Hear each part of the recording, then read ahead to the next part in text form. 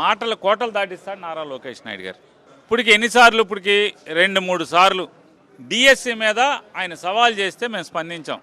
అరే బాబు, దేనికైనా లోకేష్ గారు సమఉజ్జీ కావాలి. ఈ రాష్ట్రానికి మంత్రివి, మొదటిసారి ఎమ్మెల్యే మీరు చేసేది, first time MLA Nara Lokesh, మంత్రి మీ హోదా. అరే మేము కూడా మంత్రి ఎలగబెట్టిన వాళ్ళు ఉన్నాం, మేము వస్తామని చెప్పి సమయం చెప్పు, డేట్ చెప్పు, ప్లేస్ చెప్పు అని చెప్పి మేము కూడా ప్రతి సవాల్ చేసాం. నీకు చేత కాకపోతే నాని నువ్వే ఫిక్స్ అయ్యని చెప్పు, నేను పెడతానని చెప్పాను. దానికి ఉలకో పలకో ఇవాళ కార్యకర్తలతో 4 గోడల మధ్య చప్పట్లు కొట్టించుకుంటాకి జగన్ రావట్లేదు, నేను పిలుస్తున్నాను, పిలిస్తే రావట్లేదు. నారా చంద్రబాబు నాయుడు గారిని రమ్మను, జగన్మోహన్ రెడ్డి గారు వస్తాడు. డిఎస్సి మీద చర్చించడానికి నారా చంద్రబాబు నాయుడు గారిని రమ్మను, జగన్మోహన్ రెడ్డి గారు వస్తాడు. నువ్వు చర్చిద్దాం అనుకుంటున్నావా లోకేష్ గారు? నేను రెడీగా ఉన్నానని ఇప్పుడు బోళన్ సార్లు చెప్పాను. మళ్ళీ చెప్తున్నా, మీకు చావుంటే చేతనైతే పేరు నాని వస్తాడు. దేని డిఎస్సి మీద దేని గురించి మాట్లాడటాకైనా వాళ్ళు ఫేక్ ప్రచారం అద్భుతంగా చేస్తారు. అది నరనరాల వాళ్ళ డిఎన్ఏలో ఉంది. బహుశా అబద్ధాలు చెప్పేది కూడా ఒక డిపార్ట్మెంట్ ఉంది, వాళ్ళకి ఒక విభాగం ఉంది. అసలు డిఎస్సి అంటే తెలుగుదేశం, తెలుగుదేశం అంటే డిఎస్సి.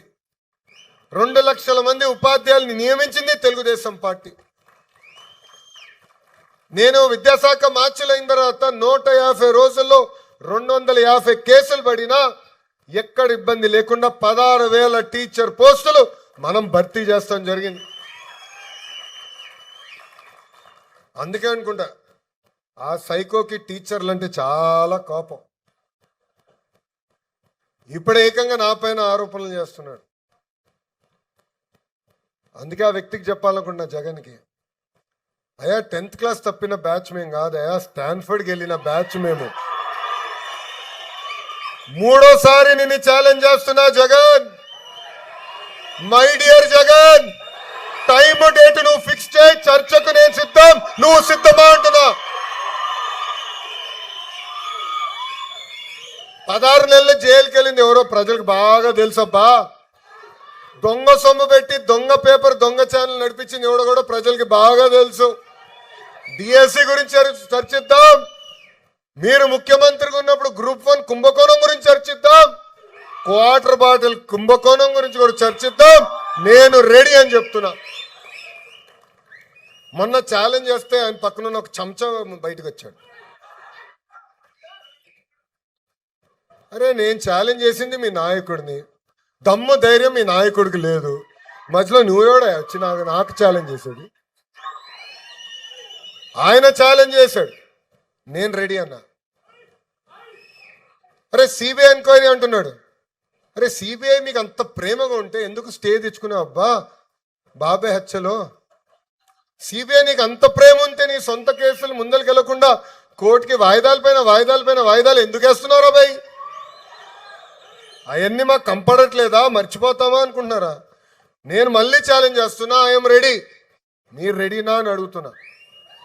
ప్రజల్లో కూడా మీరు చెప్పండి, టీచర్లు కూడా చెప్పండి. ఎందుకంటే పిల్ల వేశారు. ఆ పిల్ల ఏం రాశారంటే ఈ 16,000 మంది టీచర్లు ఎవరైతే వచ్చారో వాళ్ళు మొత్తం తీసేయాలంట. 16,000 మంది టీచర్లు తీసేయాలంట. దాంట్లో ఎక్కువ నష్టపోయేది మన కర్నూలు జిల్లా. ఇది ప్రజలకి తెలియజేయాల్సిన బాధ్యత ఇక్కడున్న కార్యకర్తలందరిపైన ఉంది. ఆ పార్టీకి ఒక జబ్బు కూడా ఉందండి. ఆ జబ్బు పేరు తెలుసా మీ అందరికీ? సిసిడి. ఏంటిది? క్రెడిట్ చోరీ డిసార్డర్. క్రెడిట్ చోరీ జబ్బు.